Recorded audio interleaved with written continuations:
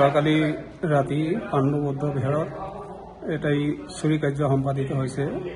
ৰাতিপুৱা মই 5টামান বজাত শুই উঠি যেতিয়া দৰ্জা খুলিবলৈ আহোঁ তেতিয়া দেখিছোঁ যে হলঘৰৰ দৰ্জাটো তলাটো ভঙা আছে, দৰ্জাটো বন্ধ আছিলে এনেই। তাৰ পৰা সোমাই দেখোঁ যে আমাৰ এই গডৰেজত এই দৰ্জা খোলা, তাৰ পৰা দান বাক্সৰ দৰ্জা খোলা আৰু এটা আমাৰ গডৰেজ আছে সেইটো খোলা আছিলে। তাৰ পৰা এই গডৰেজৰ লকাৰ ভাঙিলে, দাও আনি পেলাই ইয়াতে এই গডৰেজটো ভাঙিছে। তাৰ পৰা দান বাক্সটো ভাঙি ইয়াৰ যিবোৰ টকা পইচা আছে এই টকা পইচাবোৰ লৈ গৈছে।